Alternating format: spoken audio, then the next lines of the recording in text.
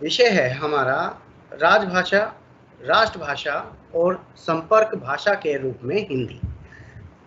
पिछली क्लास में भी हमने हिंदी के ऊपर उसके उद्भव और विकास के बारे में बात की, चर्चा की, जो हमारे लिए बहुत ही सोचने समझने की बात है कि आज हम हिंदी का जो जितना विकास हुआ है वो कितना हो पा रहा है और हम कितने हिंदी को लेकर के प्रयत्नशील हैं। बहरहाल आज का जो विषय है राजभाषा, राष्ट्रभाषा और संपर्क भाषा के रूप में हिंदी।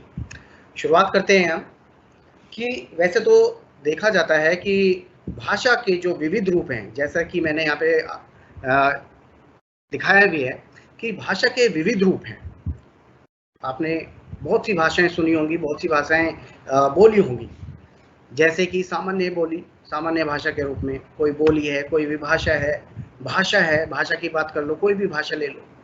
वहीं पर राष्ट्रभाषा की बात करते हैं हम या राजभाषा की बात करते हैं, साहित्यिक भाषा की बात करते हैं, कहीं कृत्रिम भाषा की बात करते हैं, मिली-जुली भाषा की बात करते हैं।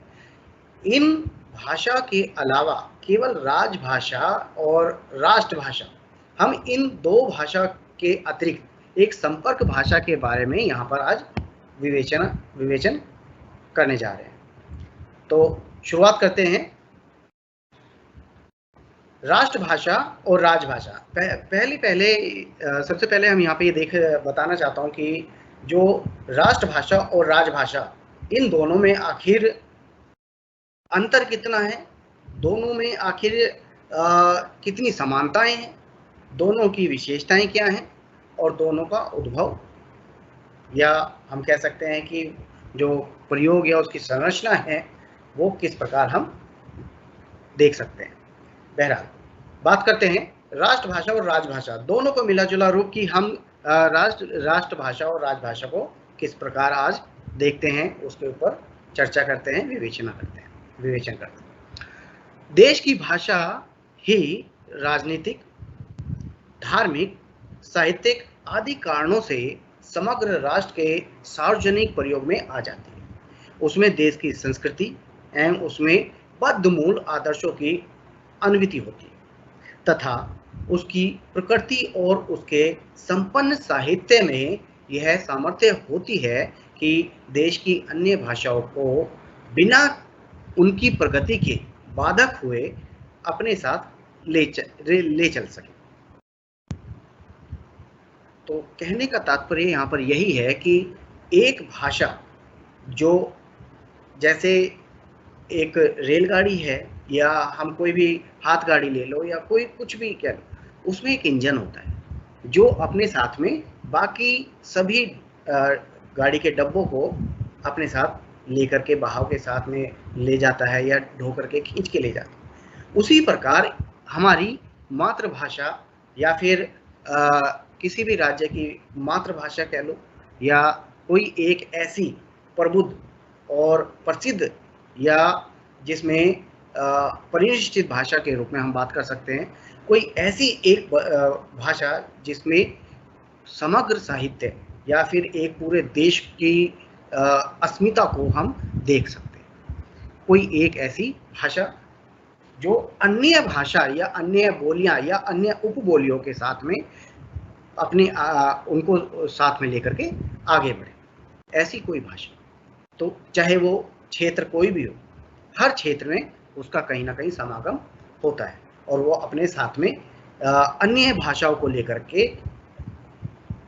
कार्य करती है, जिसमें हम राजनीतिक पक्ष भी ले सकते हैं, धार्मिक पक्ष, सांस्कृतिक पक्ष या अन्य कोई सार्वजनिक पक्ष जहां पर भी हम उनका प्रयोग करते हैं।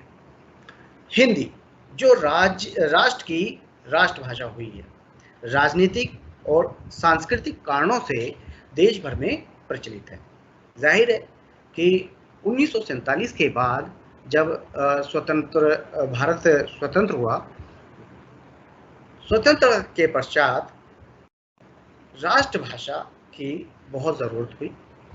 हमें लगा कि जो भारतीय हैं वो अन्य विदेशी भाषाओं में इतने घुल मिल के बात नहीं कर सकते, अपने मन की बात, अपनी अभिव्यक्ति, अपने विचारों को और कट नहीं कर सकते। तो उनके लिए कोई एक अपनी भाषा, अपनी अस्मिता को प्रकट करने के लिए, अपने राष्ट्र को प्रकट करने के लिए, अपने राज्य को प्रकट करने के लिए, अपनी अभिव्यक्ति, अपने आत्मसम्मान को प्रकट करने के लिए कोई एक उनकी अपनी, जो अपने जहन से निकले, अपने दिल से निकले, ऐसी कोई एक बोली, एक भाषा बने जो जिसमें हम अपने विचारों को आत्मसात कर सकें।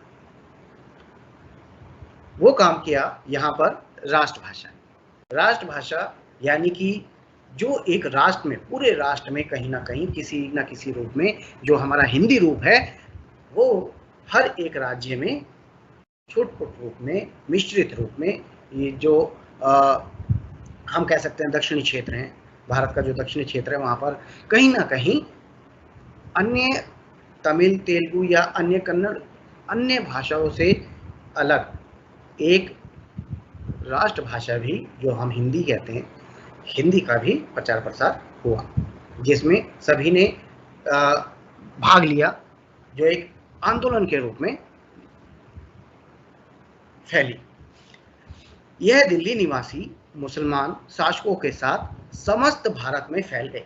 यानी कि जो राष्ट्रभाषा, यानी कि हिंदी जो राष्ट्र की राष्ट्रभाषा हुई, ये दिल्ली के जो निवासी थे, यानी कि जो मुगल थे या मुस्लिम शासक थे, उनके साथ पूरे भारत में फैल गए।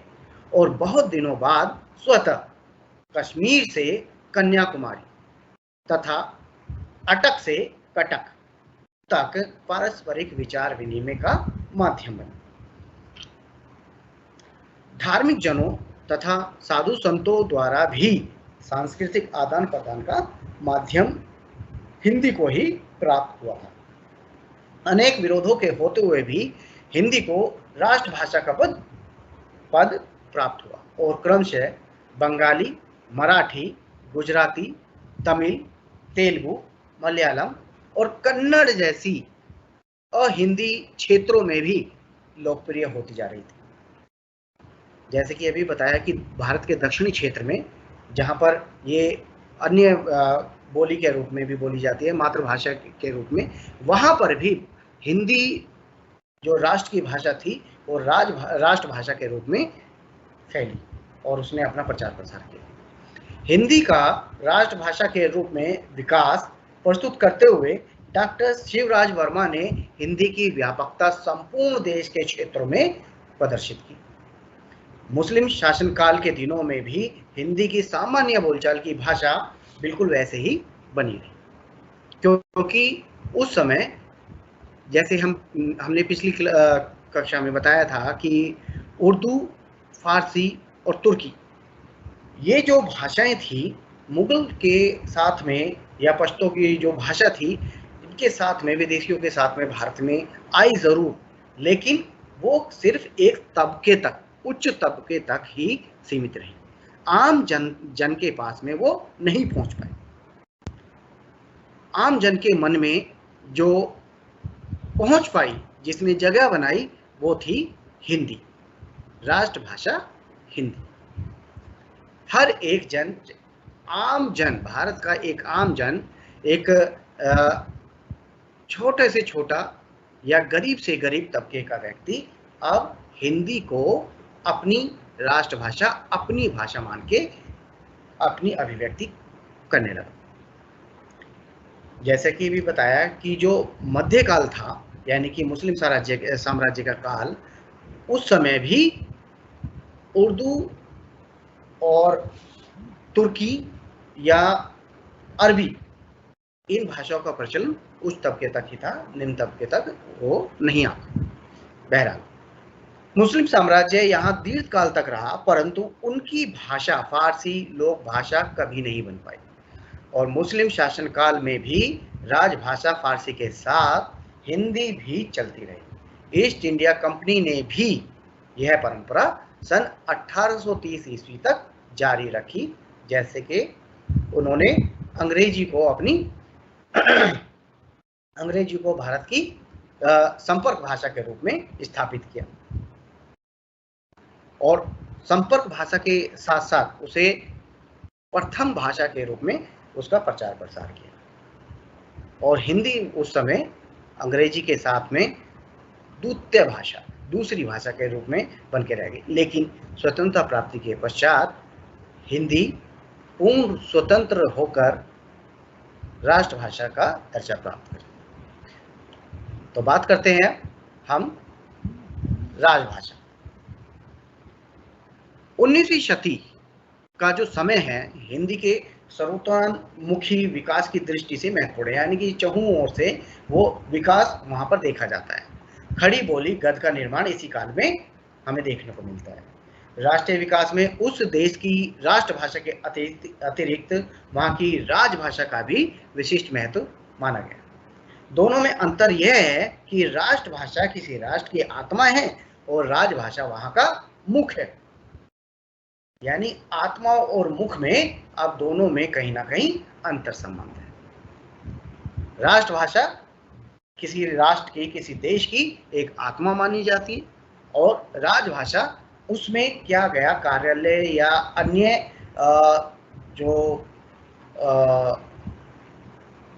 सुचारू रूप से क्या गया उसकी संरचनाबद्ध या पारिभाषिक या व्याकरण सम्मत जो कार्य है वो राजभाषा के माध्यम से संपूर्ण हुआ।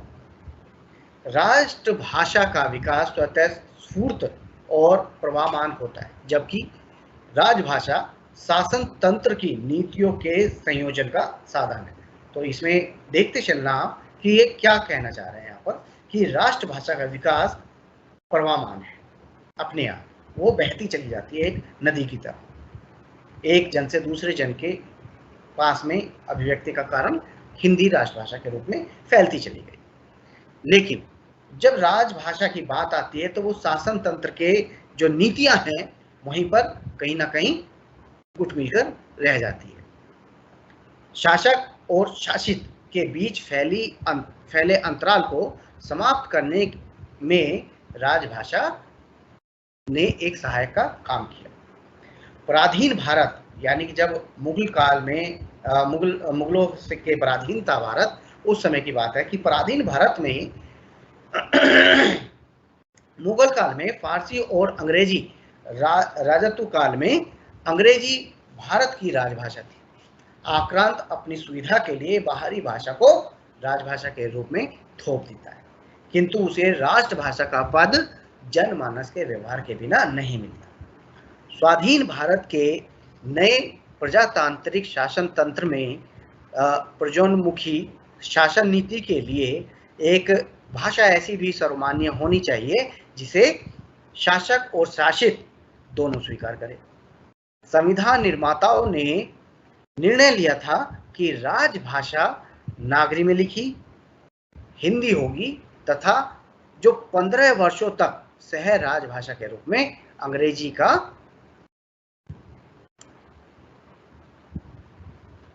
का प्रयोग बदस्तूर जारी रहेगा 15 साल के लिए। किंतु देखा क्या जाता है, देखा यह जाता है कि अब तक भी वही स्थिति बनाए रखने के लिए समय समय पर राजभाषा अधिनियम बनाए जाते हैं और द्विभाषा की स्थिति के रूप में अंग्रेजी को एक सह राजभाषा बनी रही और सह राजभाषा के रूप में आज भी उसमें कार्य वैसे ही होता रहा। सन 1978 में राजभाषा नियम भी संपूर्ण भारत में प्रवर्तित नहीं हो सके, क्योंकि जैसे तमिलनाडु राज्य को छोड़ दिया गया, वहां के नीतियों ने भी तमिल भाषा की समृद्धि की अपेक्षा अंग्रेजी की वृद्धि का समर्थन किया, क्योंकि उनका मानना यह था कि हिंदी में जो वर्ण हैं उनको समझना थोड़ा कठिन है, उससे आसान उन्हें अंग्रेजी की वर्ण व्यवस्था लगी और उसी के चलते तमिलनाडु राज्य के जो निवासी हैं उन्होंने हिंदी का कहीं ना कहीं बहिष्कार किया और अंग्रेजी भाषा का समर्थन किया। यह राजभाषा के रूप में हिंदी के जो संवैधानिक स्थिति है या राजभाषा अधिनियम की जब हम बात करें तो यह भाषा नीति विषयक जो संकल्प हैं उनके ऊपर बात करते हुए राजभाषा नियम आदि का सारग्राही विवेचन प्रस्तुत किया जाता है। क्योंकि जब हम राजभाषा के रूप में हिंदी को देखते हैं तो हमें स्वतंत्रता के पश्चात ही राजभाषा हिंदी का रूप पूर्ण रूप से स्वतंत्र रूप से दिखाई देता है। राजभाषा ऑफिशियल लैंग्वेज क्या है? सबसे पहला सवाल हमारे मन में यही उठता है कि आखिर राजभाषा हम कहते क्यों हैं, और या राजभाषा क्या है? जो ऑफिशियल लैंग्वेज है, ऑफिस में कार्य करने की जो भाषा है वो कौन सी है? चलिए, इसके कुछ बिंदु हैं। राजभाषा का शाब्दिक अर्थ है राजकाज की भाषा।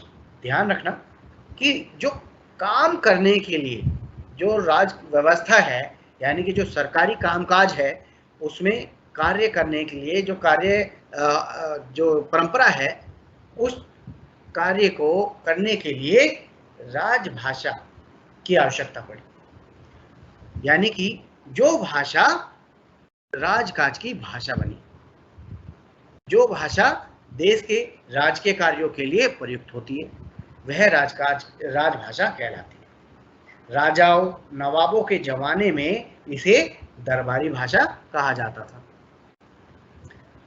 राजभाषा सरकारी कामकाज चलाने की आवश्यकता की एक उपज मानी गई और स्वाधीन स्वशासन आने के पश्चात, यानी कि भारत आजाद होने के पश्चात राजभाषा की आवश्यकता होती है।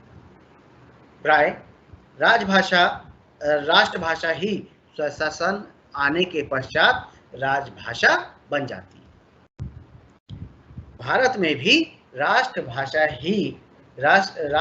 हिंदी को राजभाषा का दर्जा प्राप्त होता है। राजभाषा का जो संवैधानिक शब्द है, हिंदी को 14 सितंबर 1949 ईस्वी, ध्यान रखना कि हिंदी को जो संवैधानिक रूप से अंगीकार किया गया भारत के अंदर, वो कब था? वो था 14 सितंबर सन 1949 को संवैधानिक रूप से राजभाषा घोषित कर दिया गया। इसीलिए प्रत्येक वर्ष हर साल 14 सितंबर को एक हिंदी दिवस के रूप में हर एक कार्यालय या हर एक शासन व्यवस्था या हर भारत के हर एक उस क्षेत्र में मनाया जाता है जहां पर हिंदी भाषी व्यक्ति है, और लगभग सभी जगह आज हिंदी भाषी व्यक्ति है। चाहे छुटपुट रूप में द्विभाषा के रूप में त्रिभाषा सूत्र जब आया था, उसमें भी कहीं ना कहीं त्रिभाषा के रूप में भी हिंदी महत्वपूर्ण थी। राजभाषा देश को अपने प्रशासनिक लक्ष्यों के द्वारा राजनीतिक आर्थिक इकाइयों में जोड़ने का काम करती है। अर्थात राजभाषा की प्राथमिक शर्त राजनीतिक प्रशासनिक एकता कायम करना है। राजभाषा का प्रयोग क्षेत्र सीमित होता है। यथा वर्तमान समय में भारत सरकार के कार्यालयों एवं कुछ राज्यों, जैसे हिंदी क्षेत्र के जो राज्य हैं जहां पर राजकाज हिंदी में होता है, अन्य राज्य सरकारें अपनी अपनी भाषा में कार्य करती हैं, हिंदी में नहीं करती। जैसे महाराष्ट्र में मराठी, पंजाब में पंजाबी, गुजरात में गुजराती या तमिलनाडु में तमिल, अन्य भाषाओं में जहां उनकी मातृभाषा ठहरती है, वहां पर सरकारें अपनी राजकाज की भाषा राजभाषा के रूप में यहां पर काम कर रहे थे। राजभाषा कोई भी भाषा हो सकती है, स्वभाषा या परभाषा, यानी कि अपनी भाषा मातृभाषा को कह सकते हैं या दूसरी भाषा कोई अन्य भाषा। लेकिन जैसे मुगल शासक अकबर के समय से लेकर मेकाले के काल तक फारसी राजभाषा का तथा मेकाले के काल से लेकर स्वतंत्रता प्राप्ति तक अंग्रेजी राजभाषा थी। यानी कि मुगलों के काल से और मेकाले के काल तक अंग्रेजी को ही राजभाषा के रूप में माना गया, जो कि विदेशी भाषा थी, जबकि स्वतंत्रता प्राप्ति के बाद हिंदी को राजभाषा का दर्जा दिया गया, जो कि स्वभाषा है। राजभाषा का एक निश्चित मानक स्वरूप होता है, जिसके साथ छेड़छाड़ या प्रयोग नहीं किया जा सकता, क्योंकि अगर उसमें छेड़छाड़ किया गया तो वो राष्ट्र की भाषा या राज्य की भाषा कहलाने का गौरव जो है वो कहीं ना कहीं खो देगी, और कोई उसको राजभाषा को हानि नहीं पहुंचाना चाहता, क्योंकि हर एक व्यक्ति राष्ट्र के गौरव की सम्मान करते हैं, मर्यादा उसकी अस्मिता को पहचानते हैं। चलिए बात करते हैं राजभाषा हिंदी की संवैधानिक स्थिति के ऊपर। हाँ, राजभाषा के रूप में हिंदी उसकी संवैधानिक स्थिति। तो बात करते हैं भारत के संविधान के अनुच्छेद 120 एक के अनुसार और 343 से 351 तक भारत संघ की राजभाषा के संबंध में अलग अलग प्रावधान बने। जैसे संसद में कार्य संचालन की भाषा, इसको किस अनुच्छेद के अंतर्गत देखा जाता है?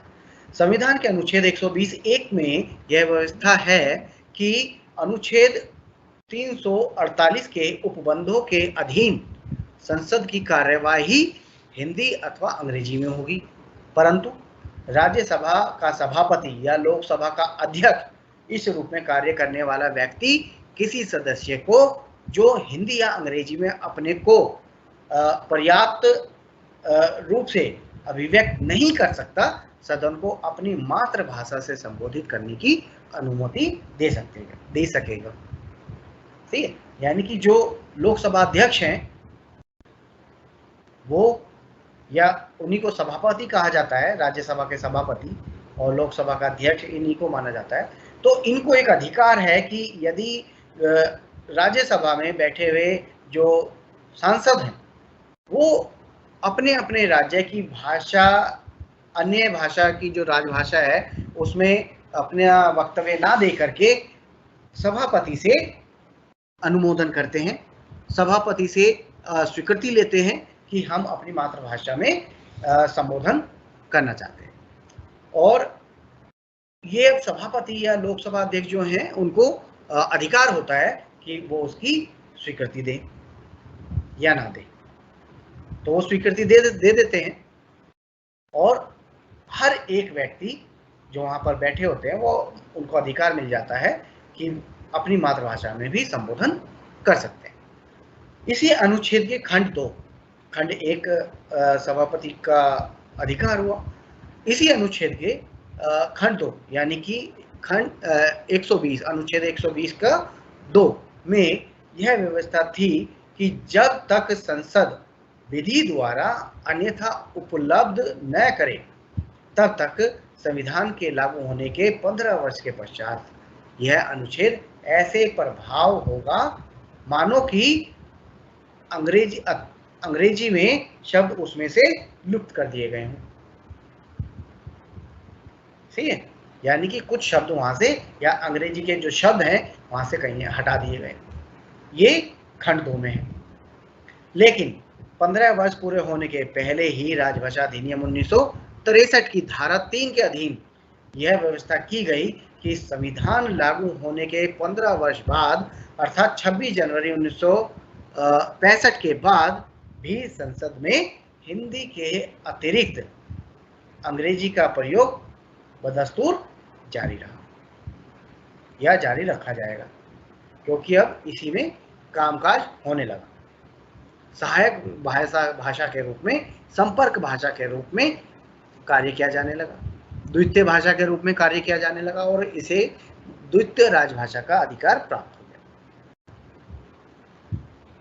गया। इसी उपबंध के अधीन संसद में अंग्रेजी में दिए गए भाषणों का साथ साथ अंग्रेजी में अनुवाद करने की व्यवस्था शुरू हुई। तमिल, तेलुगु, कन्नड़ और मलयालम में दिए जाने वाले भाषणों का भी सदन में हिंदी और अंग्रेजी के साथ साथ अनुवाद करने की पूर्ण रूप से व्यवस्था की गई। यानी कि एक इंटरप्रेटर वहां पर रखा गया जो अनुवादक हैं, कि जो भी तमिल, तेलुगु, कन्नड़ या अन्य मातृभाषा में संबोधन करेंगे उनका कहीं ना कहीं अनुवाद दूसरे व्यक्तियों के लिए भी जो हिंदी समझते हैं उनके लिए भी किया जाए। संविधान के अनुच्छेद 343(3) के अनुसार अंग्रेजी का प्रयोग जारी रखने के लिए संसद में राजभाषा अधिनियम 1963 1963 के बाद भी संघ में उन सभी सरकारी परियोजना के लिए जिनके लिए इस तारीख से पहले अंग्रेजी का प्रयोग किया जा रहा था, और ख संसद में कार्य निष्पादन के लिए हिंदी के अतिरिक्त अंग्रेजी का प्रयोग किया जा रहा था, रखा जाए, जारी रखा जाए। सी, तो ये थी धारा 3 के अंतर्गत। अब धारा 4 में क्या था?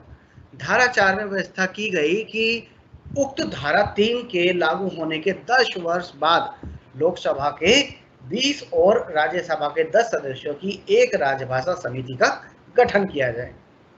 यह समिति सरकारी कामकाज में हिंदी के प्रयोग की समीक्षा करेगी और अपनी सिफारिशों की रिपोर्ट राष्ट्रपति को प्रस्तुत करेगी।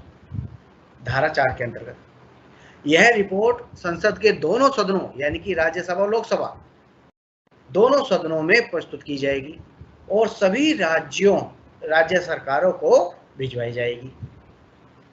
राष्ट्रपति इस रिपोर्ट पर और राज्य सरकारों द्वारा व्यक्त की गई राय पर विचार करने के बाद उस रिपोर्ट के अनुसार निर्देश जारी कर सकते हैं। सी, धारा 5 में यह उपबंध किया गया कि 26 जनवरी 1965 या इसके बाद से सरकारी राजपत्र में जो गजट है, जो सरकारी राजपत्र है, उसमें राष्ट्रपति के प्राधिकार के अधीन प्रकाशित केंद्रीय अधिनियम अथवा राष्ट्रपति द्वारा लागू किए गए अध्यादेश अथवा किसी केंद्रीय अधिनियम के अंतर्गत संविधान के अधीन जारी किए गए आदेश, नियम, विनियम या उपनियम का हिंदी अनुवाद उसका हिंदी में प्राधिकृत पाठ माना जाएगा। ठीक है। धारा 5(2) में यह व्यवस्था की गई कि 26 जनवरी 1965 से संसद में बिलों का हिंदी अनुवाद प्रस्तुत किया जाएगा जो इस अधिनियम के अधीन बनाए गए नियमों में निर्धारित ढंग से प्राधिकृत होगा। धारा 6 में व्यवस्था की गई कि किसी राज्य के राजपत्र में राज्यपाल के प्राधिकार से प्रकाशित विधानमंडल द्वारा पारित अधिनियमों आदि के हिंदी अनुवाद को हिंदी में उनका प्राधिकार पाठ माना जाएगा। और धारा 7 के अनुसार धारा 7 के अनुसार किसी भी राज्य का राज्यपाल राष्ट्रपति की पूर्व सहमति से उस राज्य के उच्च न्यायालय द्वारा दिए गए निर्णय, डिग्री अथवा आदेश में अंग्रेजी के अतिरिक्त हिंदी अथवा उस राज्य की राजभाषा का प्रयोग प्राधिकृत कर सकता है। लेकिन जहां कहीं इस प्रकार दिए गए निर्णय आदि में अंग्रेजी से भिन्न किसी अन्य भाषा का प्रयोग किया जाएगा, वहां उच्च न्यायालय द्वारा प्राधिकृत उसका अंग्रेजी अनुवाद भी साथ दिया जाएगा। यानी कि जो संपर्क भाषा के रूप में या राजभाषा स्वतंत्रता प्राप्ति से पहले राजभाषा के रूप में अंग्रेजी कार्य कर रही थी, वो 15 वर्ष की अवधि के बाद भी उसका कार्य बदस्तूर जारी रहा। इस राजभाषा संशोधन अधिनियम 1967 1967 इस संशोधन के अनुसार राजभाषा अधिनियम 1963 की धारा 3 के स्थान पर निम्नलिखित व्यवस्था की गई। संविधान के लागू होने के 15 वर्ष की अवधि बीत जाने पर भी संघ के उन सभी सरकारी प्रयोजनों के लिए जिनके लिए 26 जनवरी 1965 से पहले अंग्रेजी का प्रयोग किया जा रहा था और संसद में कार्य निष्पादन के लिए हिंदी के अतिरिक्त अंग्रेजी का प्रयोग किया जा रहा था। इस अधिनियम के उपबंध में यह भी व्यवस्था की गई कि जिन राज्यों ने हिंदी को अपनी राजभाषा के रूप में नहीं अपनाया है, उनके और संघ के बीच पत्र व्यवहार के लिए अंग्रेजी का प्रयोग होगा। जिस राज्य ने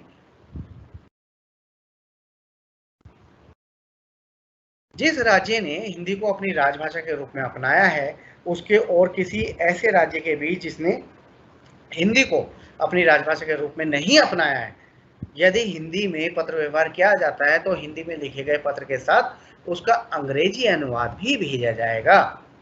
साथ ही जिस राज्य ने हिंदी को अपनी राजभाषा के रूप में नहीं अपनाया है, जैसे तमिलनाडु, वह भी संघ के साथ हिंदी में पत्र व्यवहार कर सकता है, और ऐसी स्थिति में उस राज्य के साथ किए जाने वाले पत्र व्यवहार में अंग्रेजी का प्रयोग अनिवार्य नहीं होगा। सही है, मतलब मर्जी है कि आप किसी भी भाषा में पत्र व्यवहार कर सकते हैं, लेकिन जिस राज्य में हिंदी का प्रयोग नहीं हो रहा तो वहां पर अंग्रेजी भाषा में पत्र व्यवहार किया जाए, लेकिन अनुवाद स्वरूप हिंदी का जो पत्र है वो भी भेजा जाएगा। धारा 2 में व्यवस्था है कि केंद्रीय सरकार के मंत्रालयों, विभागों, कार्यालयों के बीच परस्पर पत्र व्यवहार के बीच जब हिंदी अथवा अंग्रेजी का प्रयोग किया जाए तो उसके साथ अंग्रेजी या हिंदी अनुवाद जैसी स्थिति हो, भेजने की तब तक व्यवस्था की जानी चाहिए जब तक संबंधित मंत्रालय, विभाग, कार्यालय के कर्मचारी हिंदी का कार्य साधक ज्ञान प्राप्त नहीं कर लेता, मतलब उनकी समझ में हिंदी नहीं आने लगती, तब तक आप कार्य कर सकते हैं। अच्छा, धारा 3 के अनुसार संघ के निम्नलिखित सरकारी परियोजनाओं के लिए हिंदी और अंग्रेजी दोनों भाषाओं का प्रयोग किया जाएगा, जैसे संकल्प, सामान्य आदेश, नियम, अधिसूचनाएं, प्रशासनिक या अन्य रिपोर्टें और प्रेस विज्ञप्तियां अंग्रेजी या हिंदी दोनों भाषाओं में एक साथ की जाएंगी। संसद के किसी एक या दोनों सदनों में रखी जाने वाली प्रशासनिक और अन्य रिपोर्ट और अन्य सरकारी कागजात को भी दोनों भाषाओं में प्रस्तुत किया जाएगा। संविदा, करार, लाइसेंस, परमिट, नोटिस, निविदा, ये जो फॉर्म है, जितने भी फॉर्म इनके भरे जाते हैं, बनाए जाते हैं, वो सभी भी दोनों भाषाओं में मौजूद होंगे। धारा 4 में व्यवस्था है कि राजभाषा के प्रयोग के संबंध में नियम बनाते समय केंद्रीय सरकार द्वारा सरकारी कामकाज के शीघ्र और दक्षतापूर्वक निपटारे का और जनसाधारण के हितों का सम्यक ध्यान रखा जाएगा, और इस बात का भी ध्यान रखा जाएगा कि जो व्यक्ति हिंदी अथवा अंग्रेजी किसी एक भाषा का ज्ञान रखते हों वे प्रभावी ढंग से कार्य कर सकें, और दोनों भाषाओं में प्रवीण न होने की स्थिति में उनका कोई अहित न हो। धारा 5 में यह उपबंध किया गया है कि उपर्युक्त व्यवस्था तब तक कायम रहेगी जब तक वे सभी राज्य जिन्होंने हिंदी को अपनी राजभाषा के रूप में नहीं अपनाया अपने विधानमंडल के इस आशय के संकल्प पारित नहीं कर लेते कि अंग्रेजी भाषा का प्रयोग समाप्त कर दिया जाए, और इन संकल्पों पर विचार करने के बाद संसद के प्रत्येक सदन द्वारा भी अंग्रेजी का प्रयोग समाप्त करने का संकल्प पारित नहीं कर दिया जाता। अब बात करते हैं हम भाषा नीति विषयक जो संकल्प लिए गए उनको लेकर के कुछ बात की जाती है। कुछ बिंदु हैं जो राजभाषा अधिनियम के अंतर्गत है।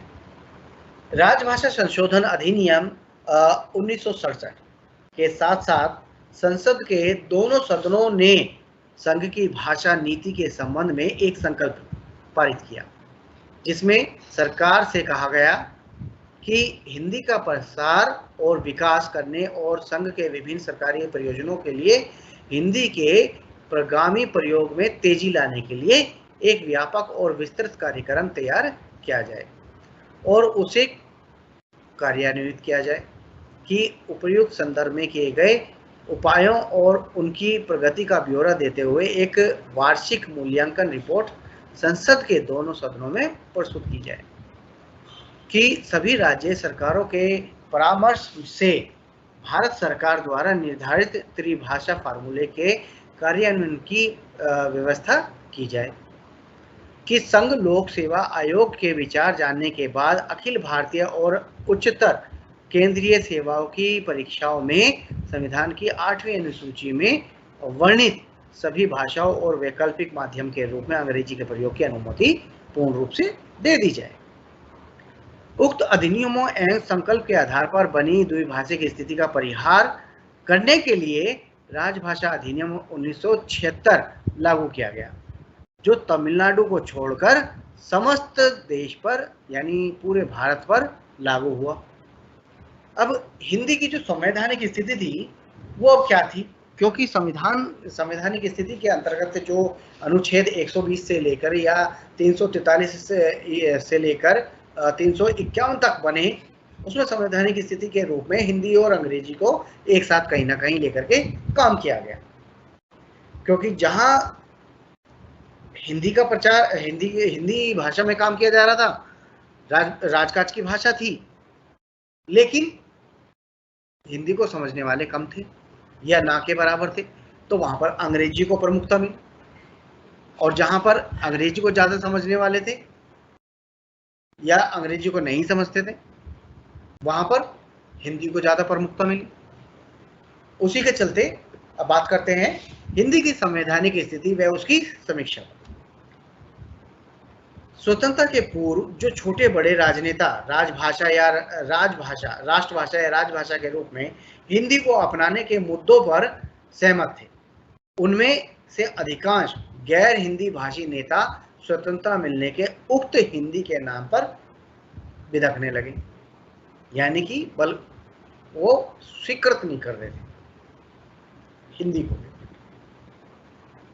और यही वजह थी कि संविधान सभा में केवल हिंदी पर विचार नहीं हुआ। राजभाषा के नाम पर जो बहस वहां 11 सितंबर 1949 ईस्वी से 14 सितंबर 1949 ईस्वी तक हुई, उसमें हिंदी, अंग्रेजी, संस्कृत एवं हिंदुस्तानी के दावे पर विचार किया गया, किंतु संघर्ष की स्थिति सिर्फ हिंदी एवं अंग्रेजी के समर्थकों के बीच ही देखने को मिली। हिंदी समर्थक वर्ग में भी दो गुट थे, एक गुट देवनागरी लिपि वाली हिंदी का समर्थक था, दूसरा गुट महात्मा गांधी, JN नेहरू, अबुल कलाम आजाद आदि दो लिपियों वाले हिंदुस्तानी के पक्ष में था। अब दो गुट यहां पर बन गए, एक पक्ष में और एक विपक्ष में, जैसा कि अक्सर देखा जाता है दोनों सदन। अच्छा, आजाद भारत में एक विदेशी भाषा जिसे देश का बहुत थोड़ा सा अंश, अधिक से अधिक 1 या 2% ही पढ़ लिख और समझ सकता था, देश की राजभाषा नहीं बन सकती थी, लेकिन यकायक अंग्रेजी को छोड़ने में भी दिक्कतें थी। प्राय जो 150 वर्षों से अंग्रेजी प्रशासन और उच्च शिक्षा की भाषा बनी रही, अब हिंदी कैसे उसको आत्मसात कर ले। हिंदी देश की 46% जनता की भाषा थी, साथ ही प्रादेशिक भाषाओं की भी सर्वथा उपेक्षा नहीं की जा सकती थी। इन सब बातों को ध्यान में रखते हुए संविधान निर्माताओं ने राजभाषा की समस्या को हल करने की कोशिश की। संविधान सभा के भीतर और बाहर हिंदी के विपुल समर्थन को देखकर संविधान सभा ने हिंदी के पक्ष में अपना फैसला दिया। यह फैसला हिंदी विरोधी एवं हिंदी समर्थकों के बीच दिया गया।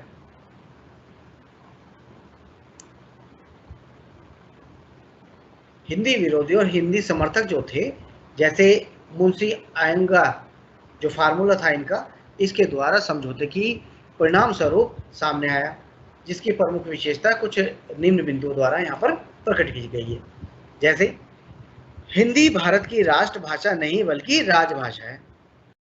संविधान के लागू होने के दिन से 15 वर्षों की अवधि तक अंग्रेजी बनी रहेगी। एक और स्पष्ट निर्देश यानी अनुच्छेद 1951 के आधार पर हिंदी एवं हिंदुस्तानी के विवाद को दूर कर लिया गया। संविधान में भाषा विषयक उपबंध अनुच्छेद 120, अनुच्छेद 210 एवं भाषा विषयक एक पृथक भाग 17 राजभाषा के अनुच्छेद 343 से 351 तक एवं 8वीं अनुसूची में दिए गए कार्य। संविधान के ये भाषा विषयक उपबंध हिंदी अंग्रेजी एवं प्रादेशिक भाषाओं के परस्पर विरोधी दावों के बीच सामंजस्य स्थापित करने का प्रयास कर रहे थे। अच्छा, अनुच्छेद 120 और अनुच्छेद 210 जैसा कि बताया गया वही स्थिति यहाँ पर बताई गई। चलिए बात करते हैं राजभाषा जो संघ की भाषा थी। अब अनुच्छेद 343 जो राजभाषा संघ की भाषा थी उसको लेकर संघ की भाषा राजभाषा हिंदी और लिपि देवनागरी होगी, यानी कि जो संघ है दोनों सदन उनकी राजकाज की भाषा हिंदी होगी और जो लिपि रहेगी वो देवनागरी होगी और अंकों का रूप भारतीय अंकों का अंतर्राष्ट्रीय रूप होगा। इस संविधान के प्रारंभ से 15 वर्ष की अवधि तक अर्थात 1965 तक उन सभी शासकीय प्रयोजनों के लिए अंग्रेजी भाषा का प्रयोग किया जाता रहेगा जिसके लिए पहले प्रयोग किया जाता रहा था, परंतु राष्ट्रपति उक्त अवधि के दौरान संघ के शासकीय प्रयोजनों में से किसी के लिए अंग्रेजी भाषा के अतिरिक्त हिंदी भाषा का और भारतीय अंकों के अंतर्राष्ट्रीय रूप के अतिरिक्त देवनागरी रूप का प्रयोग प्राधिकृत कर सकेगा। संसद उक्त 15 वर्ष की अवधि के पश्चात विधि द्वारा यानी कि अंग्रेजी भाषा का या अंकों के देवनागरी रूप का ऐसे प्रयोजनों के लिए प्रयोग उपबंधित कर सकेगी जो ऐसी विधि के अंतर्निर्दिष्ट दिए जाएं। अब बात करते हैं अनुच्छेद 344 राजभाषा के संबंध में आयोग यानी कि 5 वर्ष के उपरांत राष्ट्रपति द्वारा और संसद की समिति जो 10 वर्ष के उपरांत हमने देखी थी उसको लेकर के बात हुई। अब बात करते हैं अनुच्छेद 345 जो हमारी प्रादेशिक भाषाओं को लेकर के बात होती है। राज्य की राजभाषा या राजभाषाएं जिनको हम प्रादेशिक भाषाएं या हिंदी ऐसी व्यवस्था होने तक अंग्रेजी का प्रयोग बदस्तूर जारी रहेगा। अनुच्छेद 346 एक राज्य और दूसरे राज्य के बीच या किसी राज्य और संघ के बीच पत्र आदि यानी पत्र व्यवस्था जब की जाएगी तो राजभाषा या संघ द्वारा तत्समय प्राधिकृत भाषा जो आपसी करार होने पर दो राज्यों के बीच हिंदी ही होगी। अब अनुच्छेद 347 पर बात करते हैं। हिंदी राज्य की जनभाषा के किसी अनुभाग द्वारा बोली जाने वाली भाषा के संबंध में विशेष उपबंध जो हैं वो क्या है। अब वो क्या है यानी कि सुप्रीम कोर्ट और हाई कोर्ट इनकी भाषा क्या होनी चाहिए। एससी और एसटी में सुप्रीम कोर्ट और हाई कोर्ट की जो भाषा है जो कानूनी विधि की भाषा रहेगी वो अब क्या रहेगी उसको लेकर के अनुच्छेद बनाए गए। अनुच्छेद 348 यानी कि सुप्रीम कोर्ट और हाई कोर्ट में और संसद व राज्य विधान मंडल में विधेयकों अधिनियमों आदि के लिए प्रयोग की जाने वाली भाषा।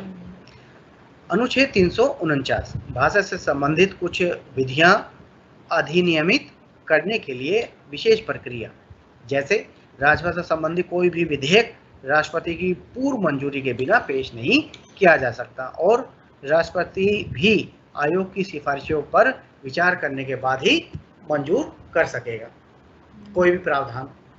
ठीक है, कुछ निर्देश हैं। अनुच्छेद 350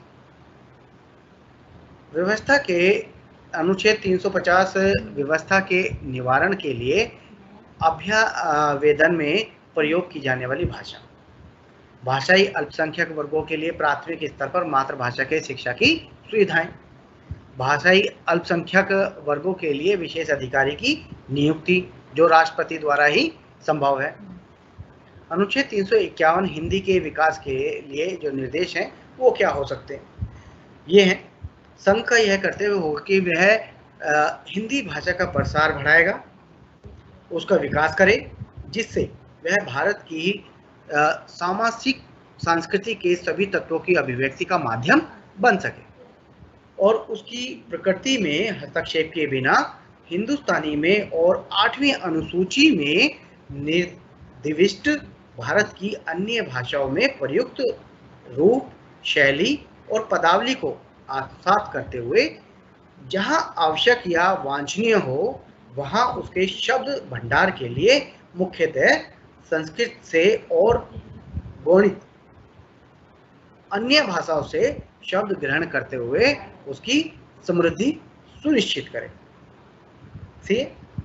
अब हम बात करते हैं कि 8वीं अनुसूची के अंतर्गत किन किन भाषाओं को प्राथमिकता दी गई या प्रमाणिक माना गया या मंजूरी दी गई। भाषाएं कौन सी? 8वीं अनुसूची में संविधान द्वारा मान्यता प्राप्त 22 प्रादेशिक भाषाओं का उल्लेख है।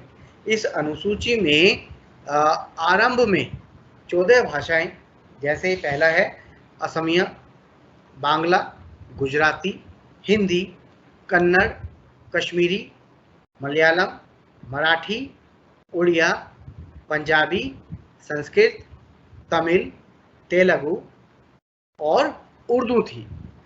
बाद में सिंधी को 21वां संशोधन 1967 के ईस्वी के अंतर्गत तथा कोंकणी, मणिपुरी और नेपाली को 71वां संशोधन 1992 ईस्वी शामिल कर लिया गया, जिससे इसकी संख्या अब 18 हो गई। तदुपरांत बोडो, डोगरी, मैथिली और संथाली को 92 यानी कि 92वां संशोधन 2003 शामिल किया गया और इस प्रकार इस सूची में अब 22 भाषाएं सम्मिलित कर ली गई। चलिए बात करते हैं हिंदी का राष्ट्रभाषा के रूप में विकास। जैसे कि बताया था मैंने पहले कि स्वतंत्रता संग्राम के पश्चात राष्ट्रभाषा हिंदी का विकास पूर्ण रूप से हुआ। वही है राष्ट्रभाषा यानी कि नेशनल लैंग्वेज क्या है।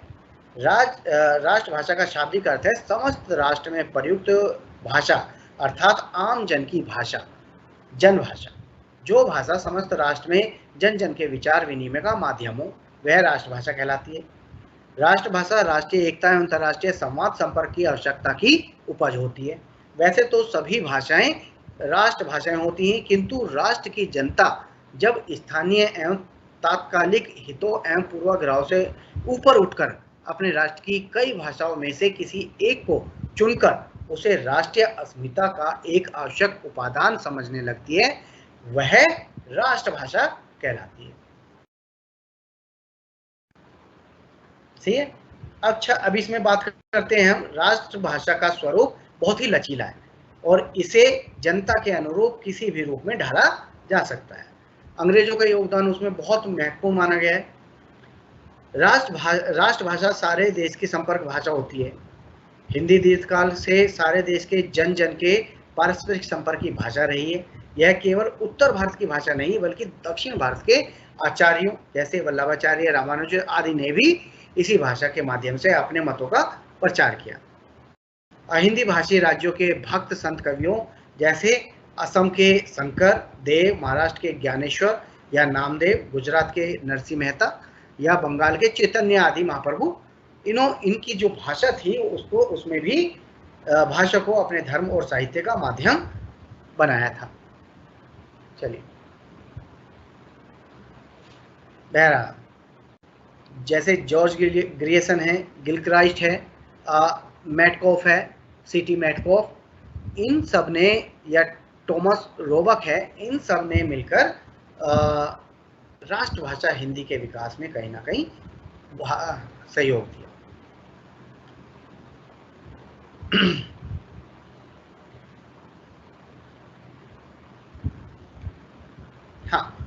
अच्छा, अब देखने की बात ये थी कि राष्ट्रभाषा आंदोलन किस तरह फैला और कहाँ-कहाँ किस वजह से फैला, जैसे हिंदी आंदोलन, जिसे हिंदी आंदोलन भी कहा जा सकता है। अच्छा, राष्ट्रभाषा आंदोलन या हिंदी आंदोलन से संबंधित धार्मिक सामाजिक कुछ संस्थाएं थी जो राष्ट्रभाषा हिंदी को लेकर के काम कर रही थी या उसके प्रचार प्रसार में कार्य हो रहा था। ब्रह्म समाज जो समाज सेवक हैं, एक जो संस्था थी ब्रह्म समाज, इसका मुख्यालय कलकत्ता में था और स्थापना 1828 में की। संस्थापक इसके राजा राम मोहन राय। प्रार्थना समाज, आत्मारंग पांडुरंग, आर्य समाज बंबई में दयानंद सरस्वती, थियोसॉफिकल सोसाइटी अडियार, ये कर्नल एच.एस. आलकॉट या मैडम ब्लावत्स्की आदि के माध्यम से मद्रास में की गई। सनातन धर्म सभा जो वाराणसी, इसकी स्थापना दीनदयाल शर्मा द्वारा की गई। रामकृष्ण मिशन बेलू जो विवेकानंद द्वारा की। ये कुछ ऐसी संस्थाएं हैं जिन्होंने राष्ट्रभाषा हिंदी को एक आंदोलन के रूप में उसका प्रचार प्रसार किया। अब कुछ धार्मिक कुछ और यहाँ पर हैं। नागरिक प्रचारणी सभा है जो काशी से है। हिंदी साहित्य सम्मेलन प्रयाग से, गुजरात विद्यापीठ या दक्षिण भारत हिंदी प्रचार मद्रास सभा या हिंदी विद्यापीठ राष्ट्रभाषा प्रचार समिति जो वर्धा है 1936। इन सब को लेकर के हम बात करते हैं कि इन सब ने अपना किस तरह योगदान दिया। इसी प्रकार हम देखते हैं कि जो संपर्क भाषा है इसने भी कहाँ-कहाँ कार्य किया।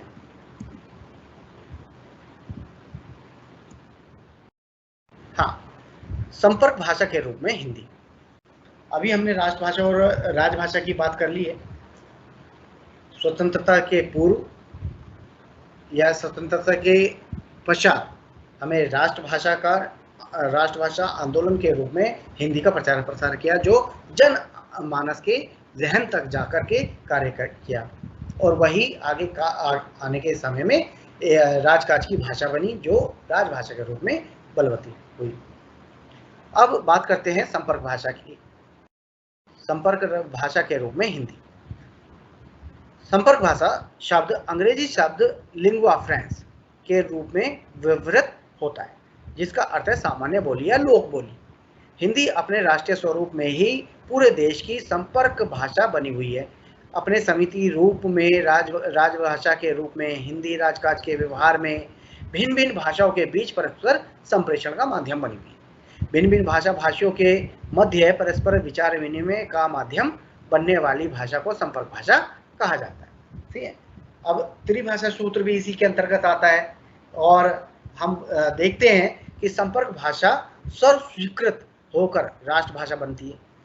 समृद्ध देशों में राष्ट्रभाषा, राजभाषा और संपर्क भाषा के रूप में हिंदी ही भाषा का प्रयोग होता है। हिंदी ही भाषा का प्रयोग होता है। जैसे Japan, America, England, France, Germany आदि देश इस दृष्टि से भारतवर्ष की समृद्ध देश है जहां हिंदी ही अपने तीनों रूपों में प्रयुक्त होती है।